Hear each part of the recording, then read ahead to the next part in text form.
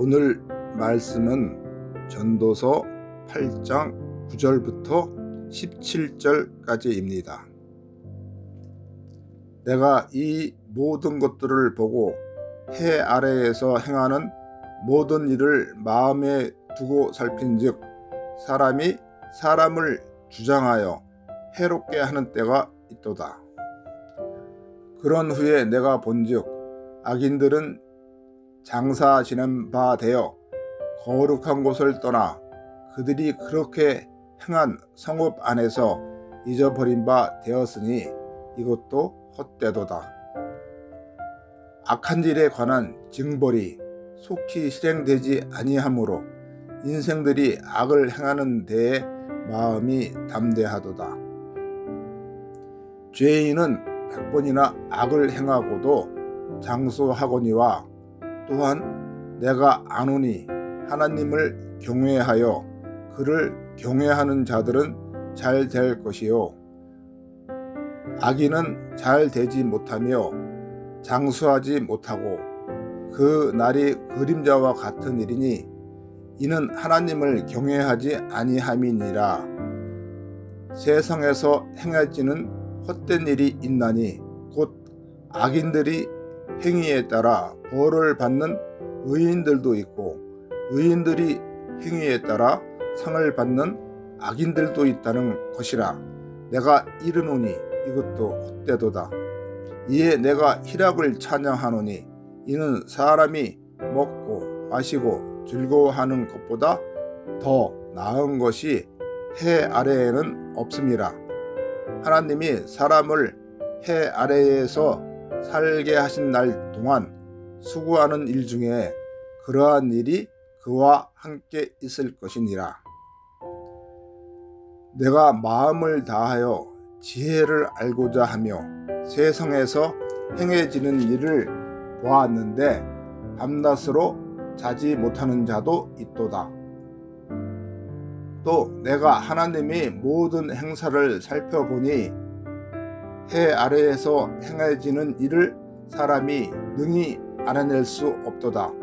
사람이 아무리 애써 알아보려고 할지라도 능히 알지 못하나니 비록 지혜자가 아노라 할지라도 능히 알아내지 못하리로다. 아멘.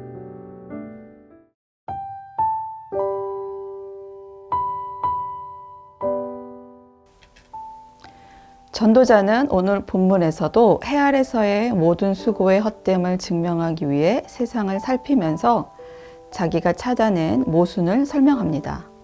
그것은 악인이 의인보다 더 잘되는 부조리입니다. 9절에 사람이 사람을 주장하여 해롭게 하는 때가 있도다 라는 표현은 지배자가 자신의 권력을 이용하여 피지배자를 억압하는 것을 뜻합니다. 이러한 일은 그때뿐 아니라 오늘날에도 우리가 쉽게 목격할 수 있습니다. 이런 지배자의 폭력도 참기 어려운데 더 이해하기 어려운 것은 그 악인이 죽은 후의 모습입니다. 10절을 개역 한글로 읽어보겠습니다.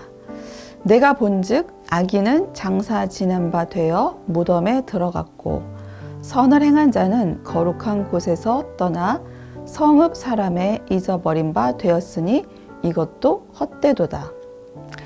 악인은 자신이 행한 악에 대한 어느 벌도 받지 않고 세상을 떠났고 사람들은 그의 장례를 행했습니다. 당시 적절한 장례 절차를 거쳐 시신을 매장하는 것은 고대 근동의 사회적 관습을 감안할 때 고인에 대한 명예로운 대우였습니다. 이에 반해 선을 행한 자는 사람들의 기억에서 잊어버리게 되었다는 사실은 부조리의 전면을 보여줍니다. 전도자는 이런 일이 발생하는 이유가 11절 악한 일에 관한 징벌이 속히 실행되지 아니하므로 인생들이 악을 행하는 데에 마음이 담대하도다고 합니다. 벌이 그때그때 이루어지지 않으니 악인은 더 담대해져서 더 큰 악을 행하게 된다는 것입니다. 그런데 이 악인은 100번이나 악을 행하고도 장수하거니와처럼 악인의 승승장구를 보여줍니다. 마지막으로 전도자가 발견한 헛된 일은 14절, 세상에서 행해지는 헛된 일이 있나니 곧 악인들의 행위에 따라 벌을 받는 의인들도 있고 의인들의 행위에 따라 상을 받는 악인들도 있다는 것이라. 내가 이르되 이것도 헛되도다입니다. 읽기만 해도 속이 답답하죠? 얼마나 헛되다고 생각했으면 앞뒤로 헛되다는 말을 반복했을까요? 오늘날 우리도 왜 하나님께서 이런 부조리를 바로잡지 않으실까라는 질문을 던질 때가 많습니다. 그러나 전도자는 이런 부조리를 고발하는 것으로 끝내지 않습니다. 12절 상반절이 100번이나 악을 행하고도 장수하거니와 였다면 하반절부터 13절은 또한 내가 아노니 하나님을 경외하여 그를 경외하는 자들은 잘 될 것이요 악인은 잘 되지 못하며 장수하지 못하고 그날이 그림자와 같으리니 라고 합니다. 전도자는 악인은 일시적으로 번영하는 것처럼 보이지만 그 끝은 결국 그림자처럼 사라질 것이고 궁극적으로 잘 되는 자는 하나님을 경외하는 자라는 것을 깨달았습니다.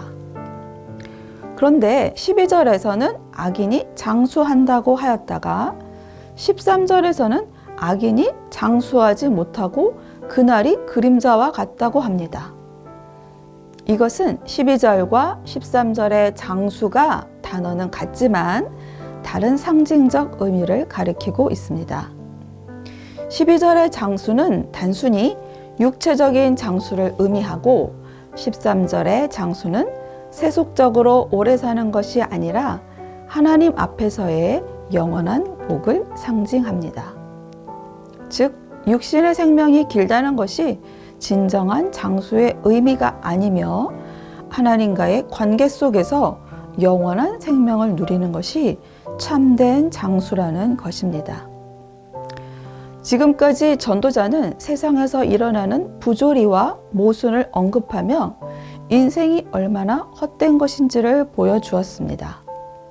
그러나 15절에서 이에 내가 희락을 찬양하노니 이는 사람이 먹고 마시고 즐거워하는 것보다 더 나은 것이 해 아래에 없음이라고 합니다. 여기서의 희락은 단순히 쾌락적인 삶을 의미하는 것이 아니라 삶을 있는 그대로 받아들이며 그 속에서 기쁨을 찾는 것을 의미합니다. 전도자는 왜 갑자기 희락을 말하는 것일까요? 그것은 17절에서 그는 해 아래에서 행하는 일을 사람이 능히 알아낼 수 없도다고 말합니다. 아무리 지혜로운 사람이라 할지라도 하나님의 계획과 섭리를 완전히 이해할 수는 없습니다. 그래서 전도자는 이런 부조리한 세상을 다 이해할 수는 없으니 부조리만 탓하며 인생을 낭비하지 말라는 것입니다. 하나님은 이런 부조리만 허락하신 것이 아니라 우리의 모든 일상을 허락하셨습니다. 먹고 마시고 해 아래서 행하는 모든 일상들이 별거 아닌 것 같지만 그것들을 잃었을 때 그것들이 대단한 것이었음을 깨닫는 것처럼 우리는 우리의 반복되는 일상의 의미를 안다면 진심으로 기뻐할 수 있습니다. 한때 유행하던 헬조선, 흑수저라는 단어들이 있습니다. 이런 단어들은 현실 비판적이고 비관적인 시각을 부추기는 경향이 있습니다. 그런데 이런 단어들을 나열한 듯 현실의 문제가 해결되는 것은 아닙니다. 그렇다고 모든 사회 문제에 무관심하며 살라는 것도 아닙니다. 우리는 그럼 오늘 말씀을 나의 삶에 적용할 수 있을까요? 전도자는 전도서에서 하나님의 때를 자주 말하였습니다. 우리는 이런 부조리한 일들이 해결되도록 직접적인 노력도 해야 하고 하나님께 이런 문제를 해결해 주시도록 기도도 해야 합니다. 그러나 이런 문제의 해결의 때는 하나님만이 알 수 있습니다. 그래서 우리는 이런 부조리한 현실에서 하나님의 때가 이루어질 때까지 우리의 일상에서 하나님이 허락하신 것들을 기억하며 기뻐하며 살아야 합니다. 이것이 우리가 부조리를 보는 지혜라 할 수 있습니다. 오늘 말씀 생각하며 함께 기도하겠습니다. 내가 다른 사람을 주장하여 해롭게 하는지 살피고 그런 행동을 하였다면 그 사람에게 용서를 구하고 회개하게 하소서. 부조리한 악인들의 모습을 정죄하기보다 그들이 자신의 잘못을 깨닫도록 기도하게 하소서. 오늘도 우리에게 주어진 하루의 모든 순간을 기쁘게 살아가는 청년가족 되시기 바랍니다.